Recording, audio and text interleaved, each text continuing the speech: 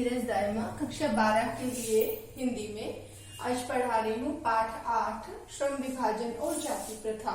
इसके लेखक हैं doctor B.R. Ambedkar, doctor Bhimrao Ambedkar, जिन्होंने हमारे संविधान समिति के अध्यक्ष भी थे।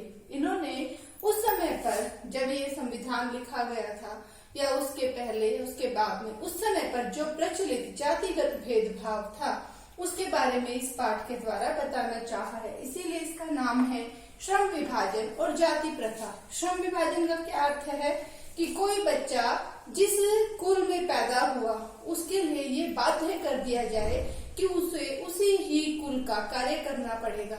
अगर कोई कुम्हार के घर में उत्पन्न हुआ है तो उसे वही कार्य करना पड़ेगा। ये उस समय की जातिगत भेदभाव के कारण था। तो जो जातिगत प्रथा थी वो ये विभाजित कर देती थी कि वो व्यक्ति उसी ही जाति विशेष में कार्य करेगा।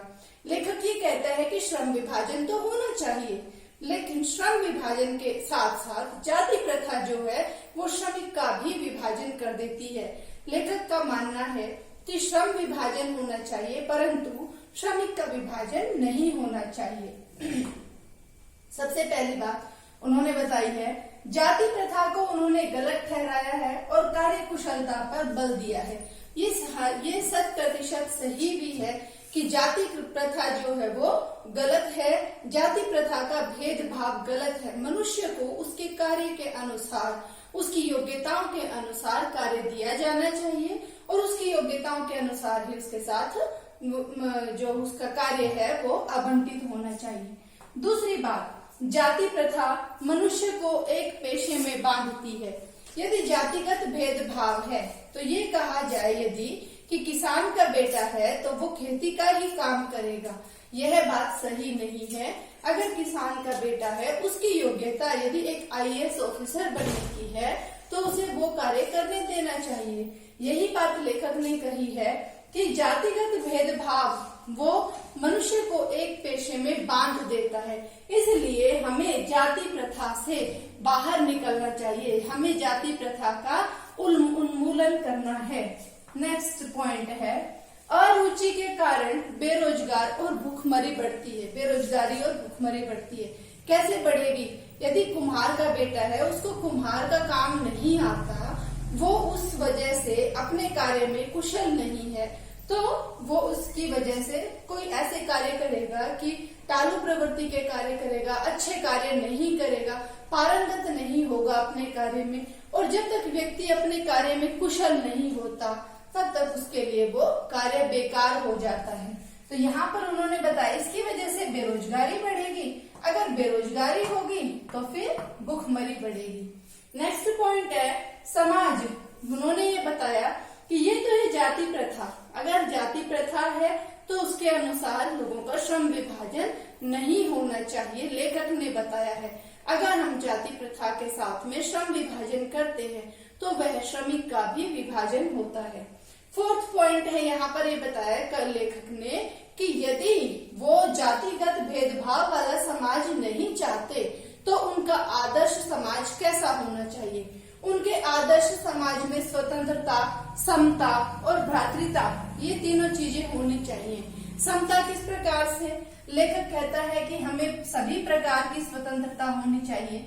हम कहीं भी आ जा सकते हैं, कोई भी कार्य अपना सकते हैं, किसी भी प्रकार की हमें स्वतंत्रता होनी चाहिए। बोलने की, जीविका उपार्जन की स्वतंत्रता होनी चाहिए। लेकिन लेखक साथ में ये भी कहता है कि जो जाति प्रथा वाले लोग हैं, जो जाति प्रथा को मानते हैं, वो लोग स्वतंत्रता, हर प्रकार की स्वतंत्रता तो मान लेंगे लेकिन जातिगत भेदभाव को वो मानते ही हैं।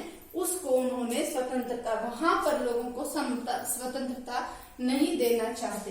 दूसरी बात है समानता यानी कि समता, मतलब लोगों में समानता की भावना होनी चाहिए। लोगों को कार्य कुशलता के समान अवसर प्रदान किए जाने चाहिए। इसके बाद है भ्रातृता, मतलब लोगों में भाईचारे की भावना होनी चाहिए। यहाँ पर लेखक ये भी पूछना चाहता है कि लोगों ने इस भ्रातृता शब्द का क्या अर्थ लिया है। यहाँ लेखक ने तो यह बताया है भ्रातृता का अर्थ क्या है कि सभी में भाईचारे की भावना हो। वो सभी कौन है? वो स्त्री और पुरुष दोनों ही आते हैं। लेकिन क्योंकि हमारा भारत पुरुष प्रधान समाज है, इसलिए लोगों ने भ्रातृता का अर्थ केवल पुरुषों के लिए ही भाईचारे का अर्थ में ले लिया है। नेक्स्ट पॉइंट है, वह भेदभाव से रहित जब हमारा समाज स्वतंत्र होगा, लोगों में समानता होगी, लोगों में भाईचारे की भावना होगी, तब हमारा समाज जो है वो भेदभाव से रहित लोकतंत्र होगा। क्योंकि लोकतंत्र का क्या अर्थ है? लोगों का तंत्र, लोगों के द्वारा, लोगों के लिए जो सरकार होती है। तो जब हमारे समाज में समानता, स्वतंत्रता और भ्रातृता की भावना होगी, तब लोगों में सही लोकतंत्र होगा। और इस पाठ का मेरी तरफ से जो लास्ट पॉइंट है वो क्या है कि वंश परंपरा सामाजिक उत्तराधिकार को त्याग करना होगा। जो व्यक्ति जिस वंश में उत्पन्न हुआ है, जरूरी नहीं है कि एक रिक्शा चालक का बेटा केवल एक रिक्शा ही चलाए, वो IAS ऑफिसर भी बन सकता है। तो वंश परंपरा से ऊपर उठना होगा। सामाजिक उत्तराधिकार, माता पिता को जो समाज से मिला है, ये आवश्यक नहीं कि आगे भी उनको वही सब ही मिले, उनके बच्चों को भी वही सब मिले, उससे अधिक भी प्राप्त हो सकता है।